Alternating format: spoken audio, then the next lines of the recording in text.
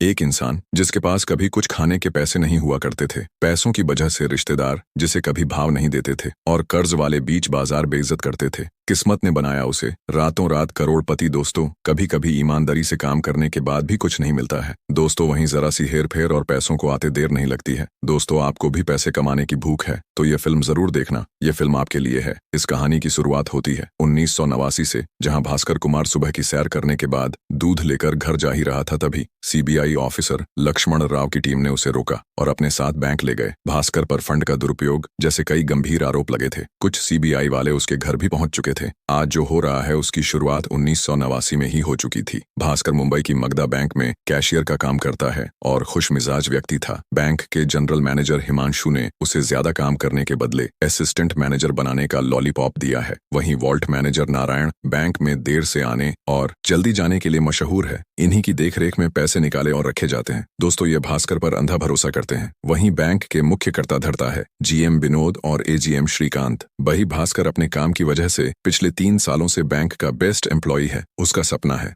Bank द्वारा जब्त की गई मारुति कार को एक दिन अपने घर ले जाना, मगर उसके जिगरी दोस्त ने याद दिलाया, पहले अपना लोन तो भर दे। उस पर 35,000 का लोन है। सांबा उसी बैंक में गार्ड की नौकरी करता है। वे दोनों सामने कैफे में बैठकर लोगों की मदद भी करते हैं और बदले में कुछ पैसे भी मिल जाते हैं। एक दिन एंथोनी नाम का आदमी 2 लाख के लोन के सिलसिले में भास्कर से बात करने आया, मगर उसके पास गिरवी रखने के लिए कुछ नहीं था। भास्कर ने मना कर दिया। जिस जगह भास्कर रहता है वहां के लगभग हर इंसान से उसने कुछ न कुछ कर्जा ले रखा है, सबसे ज्यादा पटेल भाई से। पटेल ने उसे आज आखिरी चेतावनी दी और जाने दिया। भास्कर एक पुराने मकान में रहता है। एक छोटा भाई जो इंजीनियरिंग कर रहा है और छोटी बहन जो कॉलेज में है। माँ पहले ही गुजर गई थी। पिता प्रहलाद कुमार कभी टॉप के सीईए हुआ करते थे, फिर नए व्यापार में दोस्तों ने धोखा दिया और तब से उनकी बोलती बंद हो गई। भास्कर का एकमात्र सहारा है उसकी पत्नी सुमति। वह खाना बनाने का बिजनेस का सपना लिए जी रही है। भास्कर का एक प्यारा सा बेटा कार्तिक भी है। आज सुमति के भाई के लड़के का जन्मदिन है। कपड़ों के अभाव में कार्तिक को हर बार एक ही टी शर्ट पहनकर जाना होता है। माँ ने कहा, हीरो लगोगे। कपड़ों के बाद समस्या थी गिफ्ट की, लेकिन इतने पैसे कहाँ। तो सुमति ने कार्तिक का एकमात्र खिलौना गिफ्ट दे दिया।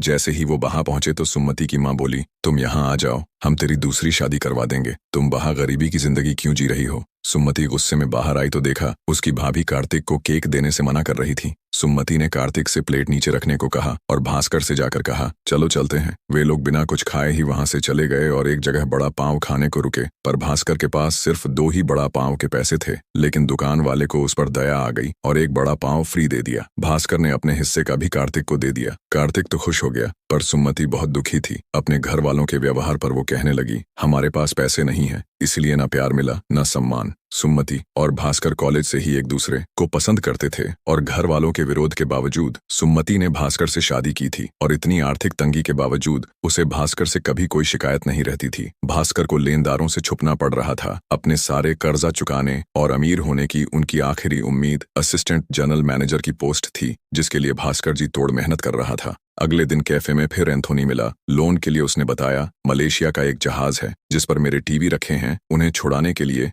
मुझे 2 लाख रुपए चाहिए। भास्कर ने तो मना कर दिया, पर सांबा ने उसे अपने साले से उधार लेकर देने बोला। एंथोनी तुरंत बोला, चलेगा, और अपना कार्ड दिया। भास्कर को पता था साला एक कौड़ी नहीं देने वाला। मंदिर से निकलते समय पटेल ने उसे पकड़ लिया और बोला, बटुआ निकाल और पैसे दे। भास्कर को मजबूरन बटुआ देना पड़ा जो कि खाली था। पटेल और गुस्सा हो गया। फिर उसे स्कूटर दिखा तो वह उसकी चाबी मांगने लगा और जोर जबरदस्ती में उसने भास्कर से चाबी ली। फिर स्कूटर लेकर चला गया। स्कूटर तो गया ही, साथ ही इतने लोगों के बीच इज्जत की भी धज्जियां उड़ गईं। भास्कर को जल्द ही बैंक जाना था, पर न जाने का साधन बचा था और न जेब में पैसे, और वह पैदल ही भागकर जाने लगा। बैंक पहुंचा तो GM Vinod general manager post पर जाने वाले का नाम घोषित कर रहे थे और अफसोस, इतनी मेहनत करने के बाद भी पोस्ट किसी और को दे दी गई। हिमांशु ने बताया, मैंने पूरी कोशिश की पर आखिरी फैसला जीएम विनोद के हाथ में था। भास्कर की आखिरी उम्मीद भी खत्म हो गई। कैफे में सांबा ने बताया कि हिमांशु ने तेरा नाम ही नहीं रिकमेंड किया, क्योंकि वे दोनों बंगाली हैं, इसलिए उसका प्रमोशन किया। ये सुनकर भास्कर का खून खौल गया। वह सीधे हिमांशु के पास गया और सारी भड़ास निकाल दी। अब हिमांशु की बारी थी। वो बोला, तुम्हें इतना लोन मैंने दिलवाया और क्या, मुझे नहीं पता तुम कैफे में बैठकर कौन सा साइड बिजनेस करते हो। मैं ये सब जिम को बताऊंगा तो भास्कर को समझ आया कि उसने क्या कर दिया। प्रमोशन छोड़ो, नौकरी ही ना चली जाए। वह हिमांशु के आगे रोने गिड़गिड़ाने लगा और दूसरे लोगों के कहने पर तब कहीं जाकर हिमांशु ने उसे माफ किया। जिस बैंक को भास्कर ने इतने साल दिया और जिन लोगों से इज्जत कमाई, आज उनके सामने सारा कचरा हो गया। भास्कर ने अपना मुंह धोया और सब कुछ भूलकर फिर से काम पर लग गया। आखिर इसके अलावा और कोई चारा भी तो नहीं था। आज प्रमोशन तो गया ही, ऊपर से हिमांशु उसकी ड्रीम कार भी ले उड़ा। उसने कार नीलामी में खरीद ली थी। भास्कर ने आज सुबह से कुछ नहीं खाया था तो सांबा उसे कैफे में ले गया। वहां एंथोनी फिर आ गया। भास्कर ने उसे अपने पास बैठाया और पूछा, अगर आपके पास 2 लाख रुपए हो तो आप क्या करेंगे? वो बोला, 2 घंटे में डबल करके लाऊंगा। भास्कर ने तुरंत अपने बैग से नोटों की गड्डी निकाली और रख दी एंथोनी के हाथ में और कहा, जीतने का भी मुनाफा, उसमें से मुझे और सांबा को 20% देना होगा। सांबा बोला, मगर ये पैसे कहाँ आए? तो भास्कर बोला, बैंक से। सांबा बोला, भाई ऐसा क्यों किया? जेल हो जाएगी। लेकिन भास्कर परिवार की जिम्मेदारियों के कारण मजबूर था। वहां से वे तीनों साथ में चले। रास्ते में एंथोनी ने बताया, महंगे ब्रांड के जो टीवी यहाँ 40 से 50 हजार के मिलते हैं, वह विदेशों में 8 से 9 हजार में मिलते हैं, क्योंकि हमारी सरकार कई तरह के टैक्स लगाती है। टैक्स से बचने के लिए इन चीजों को स्पेयर पार्ट्स बताकर लाया जाता है और थोड़ी जान पहचान से जांच से बच जाते हैं। जहाज के कैप्टन तो खुद उसका दोस्त है। भास्कर अपने घर उतर गया, पर सांबा एंथोनी के साथ ही गया। भास्कर घर गया तो सुमति खड़ी थी। उसे पटेल के स्कूटर ले जाने वाली बात पता चल गई थी और भास्कर का प्रमोशन भी हाथ से गया। उन दोनों को गए बहुत देर हो गई थी, पर अभी तक कोई खबर नहीं, जबकि बात 2 घंटे की हुई थी। भास्कर के मन में कई तरह के ख्याल चल रहे थे और फिर रात को इसी ख्याल में भास्कर को कब नींद लग गई पता ही नहीं चला। अचानक ही सुमति ने बताया, सांबा आया है। बाहर देखा तो दोनों खड़े मुस्कुरा रहे थे। टीवी बेचकर पूरे 2.5 लाख का मुनाफा हुआ था। भास्कर को मिले 25,000 रुपए और तब पता चलता है कि एंथोनी को कैफे में भास्कर ने ही बुलाया था। उसी वक्त वे लोग पटेल के पास गए और सारा कर्जा चुकाकर स्कूटर छुड़ा लिया। सुमति को समझ नहीं आया कि पैसे कहां से आए। भास्कर ने बैंक से जो 2 लाख लिए थे, उस दिन रजिस्टर में 2 लाख की एंट्री कम की थी, जो कि उसने काउंटर पर वापस रखकर अगले सोमवार एडजस्ट कर दिया और ऐसे एक छोटा सा स्कैम सफल हुआ। भास्कर ने अपना सारा कर्जा चुका दिया। मगर ये तो बस शुरुआत है। पैसों की लत एक बार जिसे लग जाए तो फिर कहाँ रुकता है। भास्कर ने इसी तरीके को अपनाकर एंथोनी के साथ काम चालू कर दिया और दिन दुगनी रात चौगुनी तरक्की होने लगी। मगर सुमति इतने खर्चे से हैरान थी। एक दिन उसने पूछ लिया, प्रमोशन न मिलने के बाद भी तुम्हारे पास इतना पैसा कहाँ से आया? तब भास्कर ने उसे झूठ बोला कि मैं एंथोनी के साथ इम्पोर्ट एक्सपोर्ट का व्यापार कर रहा हूँ और उसी से मैंने सारा लोन भी चुका दिया। सुमति बहुत खुश हुई। उसने कहा, अगले हफ्ते कार्तिक का जन्मदिन आ रहा है तो इस बार हम भी सबके साथ मनाते हैं। जन्मदिन पर सभी को बुलाया गया। रिश्तेदार भास्कर की तरक्की देकर जल रहे थे और बैंक वाले अचंभे में थे। लेकिन काम ऐसा था कि सभी को खर्चे के बारे में झूठ बोलना पड़ रहा था। उसके पिता ये सब नोटिस कर रहे थे। पार्टी खत्म हुई और सबके जाने के बाद एंथोनी ने बताया कि वह अपने बेटे के पास अमेरिका जा रहा है, हमेशा के लिए, लेकिन खाली हाथ नहीं। उससे पहले एक बड़ा हाथ मारने का सोचा है, लेकिन उसके लिए 10 लाख चाहिए होंगे। इतने सारे पैसे बैंक से निकालना मुश्किल था, पर जब भास्कर ने अपने बेटे से पूछा कैसा लगा तो वो रोने लगा। उसी पुराने दिन याद आ रही थी जब उसके दोस्त सेम कपड़े पहनने की वजह से मजाक उड़ाते थे। तब भास्कर ने फैसला किया कि वह अपने परिवार के लिए रिस्क लेगा। अगले दिन उसने बैग की जगह सूटकेस ले जाना सही समझा, क्योंकि अमाउंट पड़ा था। बैंक पहुंचने पर उसने सूटकेस के बारे में नारायण से झूठ बोला कि मुझे यहाँ से सीधे दूसरे शहर के लिए निकलना है। इसीलिए भास्कर ने आम दिनों की तुलना में वॉल्ट से 10 लाख ज्यादा निकाले और काम करने लगा। पर आज नारायण जाने का नाम ही नहीं ले रहे थे। भास्कर ने पूछा तो कहा, मैं आता हूँ। तब संभा और भास्कर ने एक प्लेन बनाया। अजनबी बनकर नारायण को फोन किया और बातें करने लगा। तब तक भास्कर ने पैसे सूटकेस में रख लिए और जाकर खड़ा हो गया। नारायण ने कहा, मैं बात कर रहा हूँ, तुम ही जाकर रख दो। और यह प्लेन भी सफल हो गया। उन पैसों से उन्होंने 3 महंगी कार खरीदी थी। कार खरीद तो ली, पर जिसे बेचना था उसने आखिरी वक्त पर मना कर दिया। अब टेंशन होने लगी कि क्या करें। भास्कर बोला, प्रॉफिट में साथ थे तो मुसीबत में भी साथ ही रहेंगे। क्या इन कारों को खरीदने वाला कोई भी नहीं है? एंथोनी ने पता लगाया तो गोवा में खरीदार मिल गया। उन्हें उसी वक्त गोवा के लिए निकलना पड़ा, क्योंकि अगले ही दिन पैसे वापस रखने थे। रास्ते में कोई रोके ना, इसलिए गाड़ियों पर सरकारी नंबर प्लेट लगा दी। फिर एक चेक पोस्ट पर पुलिस ने रोक लिया, लेकिन भास्कर ने इसका भी इंतजाम कर रखा था। उसने कुछ भिखारियों को नेता बनाकर गाड़ी में बिठा रखा था और ध्यान भटकाने के लिए साथ में एक हसीना भी। पुलिस वाला तो बेचारा नौकरी जाने के डर से घबरा गया। भास्कर ने कहा, चिंता मत कीजिए, आप बस गोवा फोन कर बोल दीजिए कि हमारी गाड़ियों को बिना चेकिंग जाने दिया जाए। और भास्कर के लोमड़ी जैसे दिमाग की वजह से फाइनली लोग गोवा पहुंच गए। दोनों दोस्तों के हिस्से में 20 लाख रुपए आए थे। भास्कर ने भिखारियों को भी 1-1 लाख रुपए दिए और मदद के लिए धन्यवाद भी कहा। फिर वहां से वह बॉम्बे एयरपोर्ट आ गए। एंथोनी अपने पैसे लेकर अमेरिका चला गया और भास्कर बैंक के पैसे लेकर बैंक आ गया। और वहां तो पहले से पुलिस मौजूद थी। क्या सभी को भास्कर के स्कैम के बारे में पता चल गया? एक पल को तो लगा अब तो भास्कर गया, लेकिन पुलिस उसे रास्ते से हटाकर हिमांशु और नए एआरएम को अपने साथ ले गए। वे दोनों रिश्वत लेकर लोन देते थे। भास्कर डरा सहमा अपनी जगह पर बैठ गया। फिर नारायण ने पैसे निकालने बुलाया। उसने बताया हिमांशु ने प्रमोशन के बदले उससे भी पैसे पैसे लिए थे। तुम्हारे साथ उसने बहुत गलत किया। फिर रजिस्टर में एंट्री करते वक्त भास्कर ने 10 लाख रुपए ज्यादा बताई। नारायण ने भी उसकी बात पर विश्वास करके एंट्री कर दी। फिर जब वो केस काउंटर पर बैठा था, अचानक जीएम ने सूटकेस देखकर पूछा, ये क्या है? भास्कर ने गांव से सीधे बैंक आने का बहाना बनाया, पर जीएम बोला, खोलो इसे। उसे शायद शक हो गया था। उसने वॉल्ट मैनेजर नारायण को बुलाया और पैसे गिनने को कहा। भास्कर सूटकेस खोलने लगा और नारायण पैसे गिनने लगा। सूटकेस पुराना होने की वजह से खुल नहीं रहा था, और जब खुला तो यह क्या, सूटकेस में तो सिर्फ कपड़े हैं। नारायण ने बताया, पैसे भी पूरे हैं। दरअसल भास्कर ने आते ही पैसे निकाल कर ऊपर रख दिए थे, और बाद में नारायण ने उनको जोड़कर पूरे बता दिया। हिमांशु स्कैम के बाद से ही जीएम का किसी पर भी विश्वास नहीं रह गया था। खैर, वह बच गया। संभा बोला, हम एंथोनी की जगह कोई दूसरा साथी ढूंढ लेते हैं। पर भास्कर पिछले 2 दिनों में हुई घटनाओं से डरा हुआ था, और आज तो बाल बाल बचा तो उसने यहीं रुकने का फैसला किया। मगर सांबा नहीं रुका। अगले दिन उसने बैंक में अपना इस्तीफा दे दिया और एक नए ट्रेडर के साथ व्यापार चालू कर दिया। वहीं भास्कर के कमाए हुए पैसे भी उसे अपने भाई को देने पड़े। वो आगे की पढ़ाई के लिए विदेश जा रहा था। अगले दिन जब वह बैंक पहुंचा तो मालूम हुआ चेयरमैन सर आए हैं, और बैंक ने हिमांशु की गाड़ी भी जब्त कर ली थी। उन्होंने भास्कर को अपने पास बुलाया। अंदर सारे अधिकारी बैठे थे। चेयरमैन ने बताया, हिमांशु स्कैम की वजह से बैंक की प्रतिष्ठा कम हुई है, इसलिए हम कुछ लोगों को नौकरी से निकाल रहे हैं। भास्कर डर गया, पर चेयरमैन बोले, कुछ लोगों के प्रमोशन भी होंगे। फिलहाल रीजनल मैनेजर और एजीएम की पोस्ट खाली है, क्योंकि वे बेंगलोर ब्रांच में शिफ्ट हो रहे हैं। इतने सालों के इतिहास में कोई जूनियर लेवल का कर्मचारी सीधे सीनियर मैनेजमेंट लेवल पर प्रमोट नहीं हुआ। बधाई हो भास्कर, अब तुम हो। मागदा बैंक कोलाबा ब्रांच के नए एजीएम। तुम्हारी तनख्वाह होगी 19,500 रुपए। क्या तुम्हें और कुछ चाहिए? तब भास्कर ने अपनी पसंदीदा कार मांग ली और उसी कार से अपने घर गया। घर जाकर प्रमोशन की खबर सुमति को सुनाई। वह भी खुश हो गई। दोस्तों, असली कहानी तो अब शुरू होगी। भास्कर के बैंक खाते की डिटेल देखकर लक्ष्मण राव का दिमाग घूम गया। एक साधारण से बैंक एम्प्लॉय के अकाउंट में 100 करोड़ रुपए। इसके पीछे की कहानी कुछ इस तरह है। जब भास्कर एजीएम बना तो चेयरमैन ने उसे एक महत्वपूर्ण काम दिया, क्योंकि जीएम विनोद बेंगलोर ब्रांच को सेटअप करने में लगे थे। यह काम था हर्षा मेहरा से लेन देन। जब कोई बैंक किसी बैंक से लोन लेती है तो बीच में एक ब्रोकर लगता है। यह ब्रोकर था हर्षा मेहरा। हर्षा मेहरा की कंपनी है ग्रो हाई। उसका असिस्टेंट सूरज कटारी बैंक से बीआर लेकर आता था, जिसके आधार पर पैसे हर्षा के अकाउंट में भेजे जाते थे और हर्षा के अकाउंट से कटारी बैंक में। इसमें हर्षा को कुछ प्रतिशत कमीशन मिलता है।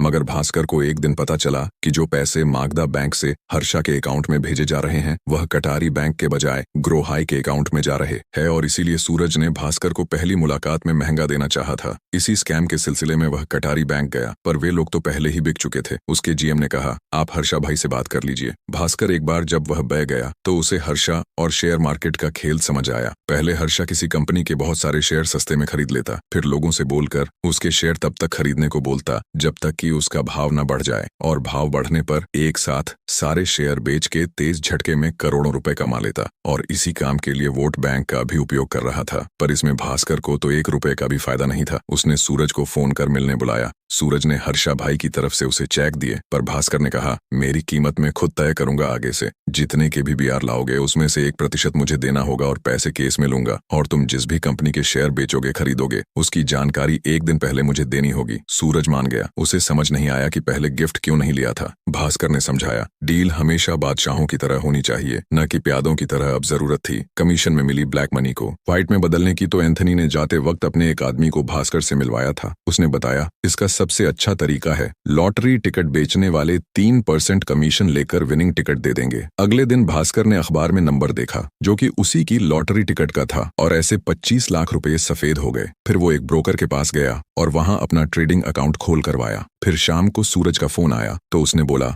कल मार्केट खुलते ही उस कंपनी के जितने शेयर खरीदना है खरीद लो। और भास्कर ने ठीक वैसा ही किया। 17 लाख रुपए के शेयर खरीद लिए। 2 हफ्ते बाद सूरज का फोन आया। उसने कहा, आज शाम तक सारे शेयर बेच दो। भास्कर ने अपने ब्रोकर के पास फोन किया, पर लगा नहीं। वह खुद जाने के लिए देखा तो सड़क पर लंबा जाम लगा है। भास्कर पैदल ही निकल पड़ा और ब्रोकर के पास गया और शेयर बेचने बोल दिया। उसने 70 लाख रुपए कमाए थे कमीशन से। ब्रोकर के भी अच्छे दिन आ गए। भास्कर के तो पैर ही जमीन पर नहीं टिक रहे थे। लक्ष्मण ने पूछा, 2 हफ्तों में 70 लाख कमाने के बाद तुमने एक ही दिन में 69 लाख खर्च कर दिए। भास्कर ने बताया, उसकी छोटी बहन की शादी तय हो गई थी, तो शादी की खरीदारी के लिए वह अपनी कार से एक ज्वेलरी शॉप पर गए। भास्कर ने पानी मांगा तो उसे खुद ही जाकर पीने बोल दिया, और गहने पसंद करने के बाद उन्होंने चेक लेने से मना कर दिया। तब भास्कर उन दोनों को लेकर पहले बैंक गया और केस लेकर आया। लेकिन पहले वह कपड़े की दुकान पर रुका और नोट से भरा बैग टेबल पर रख दिया। अपने सामने इतने पैसे देखकर दुकान मालिक खुद उन्हें कपड़े दिखाने लगा। उन्होंने सबसे महंगे कपड़े खरीदे, क्योंकि ज्वेलरी शॉप पर भास्कर फैमिली को गरीब समझकर भेदभाव किया जा रहा था। इंसान की गाड़ी देखकर ही वे अपने तेवर बदल लेते थे। तो भास्कर भी कपड़े खरीदने के बाद गाड़ियों के शोरूम पर गया और 16 लाख की बड़ी गाड़ी खरीद ली। उसके बाद तो उसका रोल जम गया। भास्कर ने अपनी हैसियत दिखाने वो चीजें भी खरीद डाली जिनकी जरूरत नहीं थी। बहन की शादी धूमधाम से संपन्न हुई। कमीशन को पैसों को ज्यादा बार लॉटरी से व्हाइट मनी में बदलने से प्रॉब्लम हो सकती थी, इसलिए उन्होंने मनी लॉन्ड्रिंग का सहारा लिया। विदेश में इसी काम के लिए कई कंपनियां बनाई गई हैं, पर इस काम के लिए भास्कर के पास भी कोई कंपनी होना जरूरी था। तो उसने सुमति का सपना पूरा करते हुए अचार बेचने का बिजनेस शुरू करवा दिया और उस लड़के को काम पर रख लिया। फिर विदेश की उन फर्जी कंपनियों से अचार के ऑर्डर आने लगे और पैसा सफेद होने लगा। बेचारी सुमति इसे अपने बनाए स्वादिष्ट अचार का प्रताप समझ रही थी। जैसे जैसे पैसे बढ़ते जा रहे थे, भास्कर का अहंकार भी बढ़ता जा रहा था। अपनी गाड़ी बीच रास्ते में खड़ी करने के लिए उसने मोहल्ले वालों को पैसे देना शुरू कर दिया। वह सुमति से भी अकड़कर बात करने लगा था और नारायण सर के सेकंड हैंड स्कूटर की मिठाई खाने से भी मना कर दिया। एक दिन पटेल उसकी गाड़ी के सामने स्कूटर लेकर आ गया और फिर भास्कर का गुस्सा फूट पड़ा। उसने पटेल का स्कूटर तोड़ दिया और लड़के से कहा, 10,000 दे देना इसे देखकर। सुमति ने कहा, ये क्या कर रहे हो, तुम इतने बदल कैसे गए हो? भास्कर बोला, मैं बुरा नहीं हूँ, बस अमीर हो गया हूँ और यह जो तुम्हारा फूड व्यापार चल रहा है वो भी मेरी ही वजह से है। लेकिन अब भास्कर को एक झटका लगने वाला था। एक दिन कटारी बैंक का जीएम हरिहरन उसके पास आया। भास्कर उसी के बीआर पर काम कर रहा था। इतने सारे पैसे एडजस्ट करना मुश्किल हो रहा था, पर हरिहरन बोला, उसने तो इतने पैसों के बीआर कभी नहीं लिए। उसने देखा, तब पता चला हर्षा ने फर्जी बीआर बनाए थे। हरिहरन तो रोने लगा। उसने भास्कर से कहा, किसी को बताना मत, नहीं तो हम भी फंसेंगे, और वहां से चला गया। उसकी ब्लड प्रेशर की टैबलेट्स बही ही रह गई थी। भास्कर ने बाहर देखा तो वह नीचे पड़ा था। उसने ज्यादा डोज लेकर अपनी जान दे दी थी। हॉस्पिटल में सूरज भी आ गया। भास्कर ने उसे पकड़कर सब बंद करने को कहा और धमकी भी दी, लेकिन पैसे की लत सबसे बड़ी होती है। सूरज बोला, हर्षा भाई सब संभाल लेंगे। उसी दिन भास्कर को पुलिस स्टेशन जाना पड़ा क्योंकि उसका दोस्त सांबा पकड़ा गया था। सांबा ने जिस नए ट्रेडर के साथ काम चालू किया था उसने धोखा दिया और सारे पैसे चले गए। वह बर्बाद हो गया था। इधर सुमति के भाई के भी बुरे दिन चल रहे थे। वो भास्कर से मदद मांग रहा था। सुमति की माँ बोली, देख तेरा पति कैसे कर रहा है, वह तेरी आचार के पैसे हैं ना कि उसके। सुमति को फिर गुस्सा आ गया। वह बोले, जब हमारे पास पैसे नहीं थे तब तुमने कितनी मदद की थी और अब तुम चाहती हो मेरा पति तुम पर सारे पैसे लुटा दे। भास्कर उसे ले जाने लगा तो उसकी माँ बोली, भूल मत, तुझे फूड बिजनेस का आइडिया मैंने ही दिया था। ये सुनकर सुमति ने अपनी दुकान पर जाकर तोड़ फोड़ मचा दी। उसे दुख इस बात का नहीं था कि माँ ने उल्टा सीधा बोला, बल्कि इस बात का था कि भास्कर अब बदल गया था। लोगों का दिल दुखाने लगा था। सुमति ने कहा, मुझे मेरा पुराना भास्कर वापस चाहिए। फिर जब भास्कर उसे मनाने गया तो पीछे से पापा ने कहा, मुझे तुमसे बात करनी है। कार्तिक ने पहली बार दादा की आवाज सुनी थी। उन्होंने पूछा, ये सब क्या है? भास्कर बाकी लोगों की तरह उन्हें भी झूठ बोलने लगा, पर उसका बाप कभी टॉप का सीईए था। उन्हें सब पता था वह कौन सा खेल खेल रहा है। शुरू में ये सब परिवार के लिए ही करते हैं, पर फिर उसी को भूल जाते हैं। तुम्हें इसकी लत लग गई है। भास्कर के पापा ने कहा, अब रुक जाओ। फिर भास्कर ने कहा, ठीक है। सुमति को भी सब सच पता चल गया था। भास्कर ने फूड की दुकान बंद कर दी और अपने सारे धंधे भी, और सूरज को उसने भगा दिया। जीएम और चेयरमैन उसे फोन कर हर्षा के बीआर क्लियर करने का दबाव डालने लगे, पर भास्कर उनके कहने पर भी नहीं कर रहा था। अब वो सब सही करने में लगा था। छोटे भाई को विदेश में ही घर खरीदने के पैसे दे दिए और अपना घर बहन के नाम कर दिया। यही नहीं, साले की भी मदद की और अपने दोस्त सांबा को उसके साथ काम पर लगा दिया। अपनी पुरानी कार नारायण सर को फ्री में दे दी और पटेल को स्कूटर दे दिया। ऐसे करके भास्कर ने सुमति को आखिरकार मना ही लिया। अगले दिन जीएम विनोद ने कहा, सूरज के बीआर क्लियर कर दो, पर भास्कर ने मुंह पर मना कर दिया और कहा, आप किसी इंसान के पीए के सामने मुझसे ऐसी बात मत कीजिए। विनोद ने धमकी दी तो भास्कर ने अपना इस्तीफा दिखा दिया और बाहर जाकर सबके सामने कहा, जिस बैंक ने मुझे इतना कुछ दिया उसके साथ धोखा नहीं कर सकता, मैं जा रहा हूँ। और अगले ही दिन उसे सीबीआई ने पकड़ लिया। लक्ष्मण राव बोला, हमें कोई गड़बड़ तो नहीं मिली, पर फिर भी अगर हम ईडी को केस दे दें तो तुम्हारे सारे अकाउंट फीस हो जाएंगे, एक पैसा नसीब नहीं होगा। फिर चक्कर काटते रहने ईडी के भास्कर को ठंड में पसीना आ गया। लेकिन इससे बचने का एक तरीका है, तुम्हें अपने 100 करोड़ रुपए ग्रो हाई के अकाउंट में डालना होगा। तब समझ आया कि इस सब के पीछे चेयरमैन का ही हाथ था। वह भास्कर के पैसों से बैंक की भरपाई करवाना चाहते थे। विनोद ने बताया, इसका बैंक बैलेंस देखकर तो मुझे जलन होने लगती है। चेयरमैन ने भास्कर के दिमाग की तारीफ की। उन्होंने बताया, हम सब हर्षा के साथ शामिल थे और वह फर्जी बीआर भी हमने ही बनाए थे, लेकिन हर्षा की भूख बढ़ती ही गई। हमें नहीं पता था कि प्रॉफिट के साथ रिस्क में भी भागीदार बनना पड़ेगा। तुम्हें जब स्कैम का पता चला तो तुमने दिमाग से काम लेते हुए पहले अपना पेट भर लिया, पर हरिहरन की मौत के बाद तुमने सब बर्बाद कर दिया और रिजर्व बैंक में शिकायत भी कर दी। अब भरपाई तुम्हारे पैसों से होगी। भास्कर ने चेक पर साइन कर दिया और चेयरमैन से कहा, सही खेल गए। वे दोनों बात करने लगे कि अब यह घर जाएगा और चुपचाप सो जाएगा, पर उसके मन में कुछ और ही था। अगले दिन सूरज चेक लेकर आया। जीएम ने कहा, क्या समस्या है, क्लियर कर दो। लेकिन तब पता चला भास्कर तो 10 दिन पहले ही अपना अकाउंट बंद करवा करवा के सारे पैसे घर ले गया था, पर कंप्यूटर पर तो अकाउंट में पैसे देख रहे थे। तो उस जमाने में यह सब अपडेट होने में 1 महीना लगता था। मतलब उन सबका का मोए मोए हो गया। भास्कर अपने परिवार समेत फरार हो गया। उसके पिता ने सलाह दी थी देश छोड़ने की, तो वे लोग अमेरिका चले गए और रिजर्व बैंक ने हर्षा समेत सारे स्कैमर्स पकड़ लिए। लक्ष्मण ने बताया कि उसने किस तरह की प्लानिंग की थी। शुरू से ही अमेरिका में उसने एक बड़ा सा होटल खोला और ऐशो आराम की जिंदगी जीने लगा। फिल्म इस सबक के साथ यही खत्म होती है।